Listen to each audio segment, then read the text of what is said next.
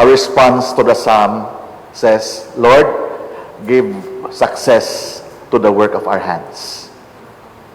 Brothers and sisters, not too many saints in the Catholic Church are given the special privilege of having 2 feast days.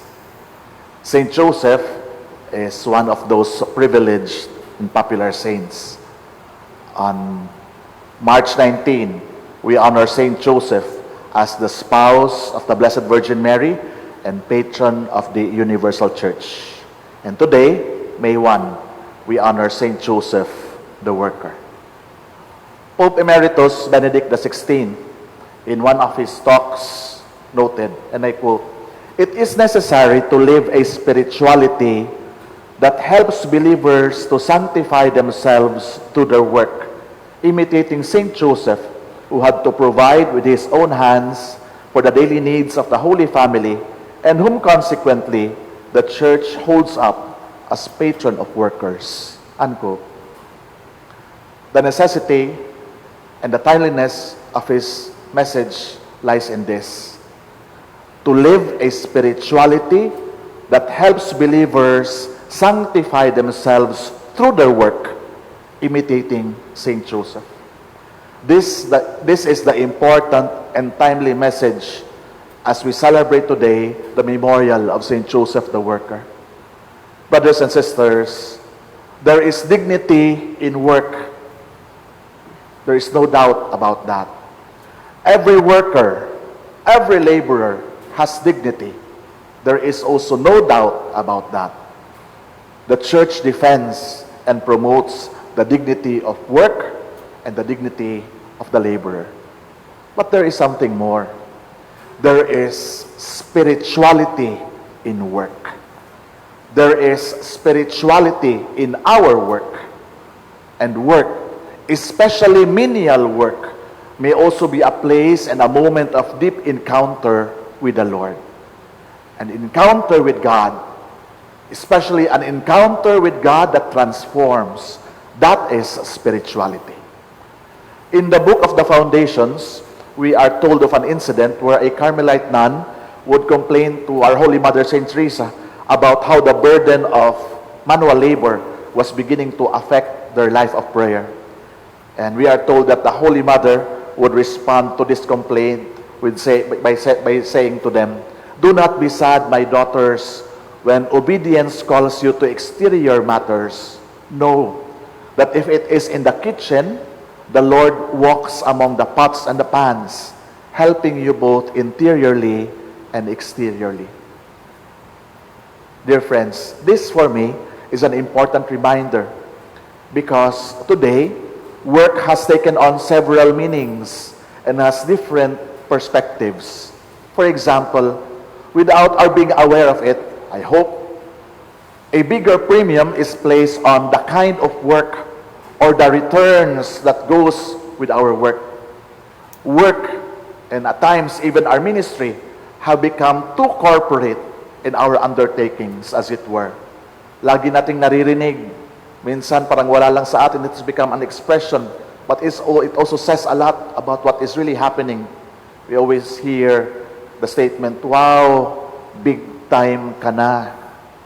Pag hindi mataas ang naabot, pag hindi malaki ang kita, wala ka. Hindi ka big time. It is as if we say, your work does not amount to anything. That is why, perhaps, I thought, the word work used to be popularly referred to as livelihood or earning a living in English. Hanap buhay in Tagalog, panginabuhi in Cebuano. Work always had something to do with life. Work always had something to do with the betterment of life. Perspectives have somehow changed these days because now work is popularly understood as making money, pagkakaperahan, or pangwarta in our own language. Perspectives have changed. Today, as we celebrate the memorial of Saint Joseph the worker, we are reminded of the inherent dignity of every person. we are also invited and even challenged to discover the inherent dignity of work. And the dignity of work is not dependent on the position or the paycheck. The inherent dignity of work lies in the fact that work is our participation in God's activity of creation. Our work, the work of our hands, are concrete expressions of our God-given gifts that we continue, as it were, the action of God who creates and recreates the world and who at the same time renews His creation.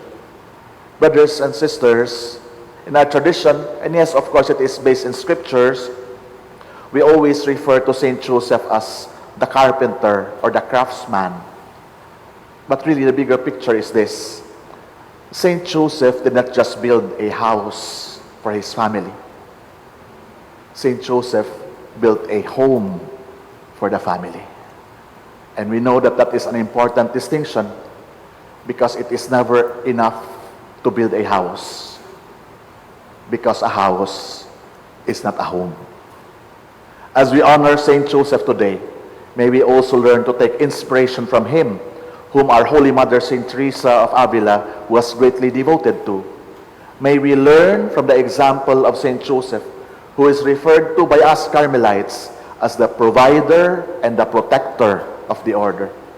And so as we continue to face this challenge of the pandemic of COVID-19, may we, like Saint Joseph, learn how it is to silently and actively provide for the well-being of the people of God. Like Saint Joseph, may we remember that our action, no matter how little they may be, are in fact manifestations, continuing manifestations of God's creative action. And like Saint Joseph, may we always remember that our little action is in fact our contribution in the building up of the community to continue the mission of the risen Christ. Let this be our hope. Let this be our prayer. Amen.